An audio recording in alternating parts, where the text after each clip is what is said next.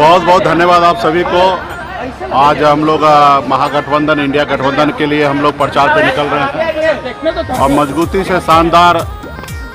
आपने देखा कि पिछले कई सालों से लगातार हम लोग 10 साल से अपने समाज के बीच में हक अधिकार के लिए संघर्ष कर रहे हैं और ख़ास करके अति पिछड़ा में निषाद समाज के सभी उपजाति में एक हमारी पहुंच बनी है और पूरा उत्साह के साथ मजबूती से वीआईपी पार्टी के जितने भी कार्यकर्ता हैं मजबूती से लड़ाई लड़ रहे हैं अपने अधिकार के लिए, अपने हक अधिकार के लिए।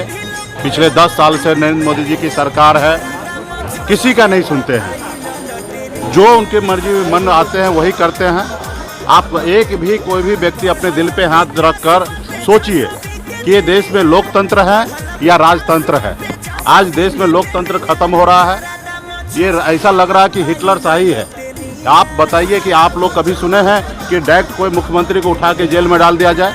हमारे देश में 2-2 मुख्यमंत्री को देश में जेल में डाल दिया गया है।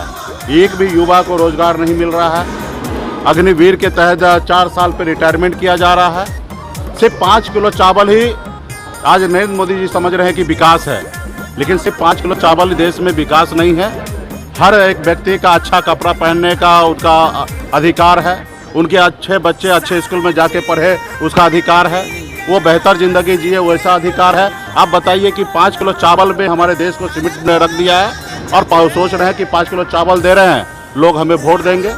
तो देश के युवा को कहीं ना कहीं आज देखिए कि कहाँ तक पहुँचा दिया।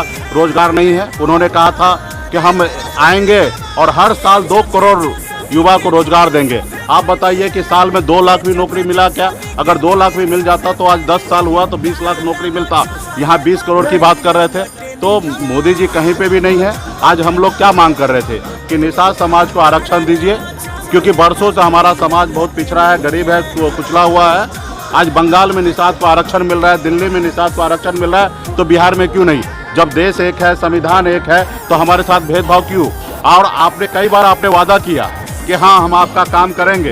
तो हमें नरेंद्र मोदी जी से लड़ाई नहीं है, हमें भारत सरकार से लड़ाई है कि आप जिस कुर्सी पर बैठे उसका गरिमा को मानिए और जिसको देश में जिसका भी समस्या हो, चाहे वो SC ST OBC तमाम हर जाति धर्म के लोगों के लिए, युवा के लिए काम कीजिए।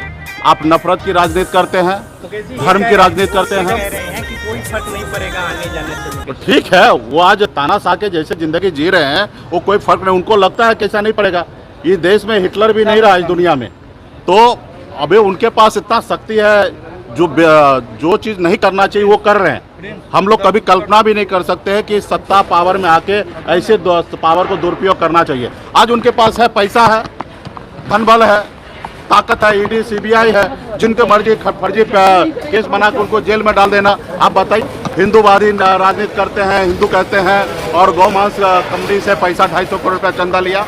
आप काम के बदले में पैसा लेते हैं, ED का पेपर दिखा के हज़ारों करोड़ रुपया लेते हैं। काम दे के लोगों को वैक्सीन लगवा के लोगों से, अपने देश के लोगों को वैक्सीन लगा दिया और 2000 करोड़ रुपया कंपनी से अपने चंदा ले लिया। 3 सीट है, उस पर कैसे उम्मीदवारी होगी? वो कहाँ से चुनाव लड़ेंगे? उस पर अभी पार्टी स्तर पे आज सामने हमारी बैठक है कोर कमेटी का, उस पर हम लोग निर्णय लेंगे कौन कहाँ लड़ेंगे। हमारे लड़ाई सिर्फ चुनाव लड़ना नहीं है, समाज में बदलाव लाने की है और निश्चित तौर पर हमारी पार्टी को 3 सीट मिला है, तो 3 सीट पे हम लोग सभी जाति धर्म के लोगों को मजबूती से चुनाव लड़ाएंगे। और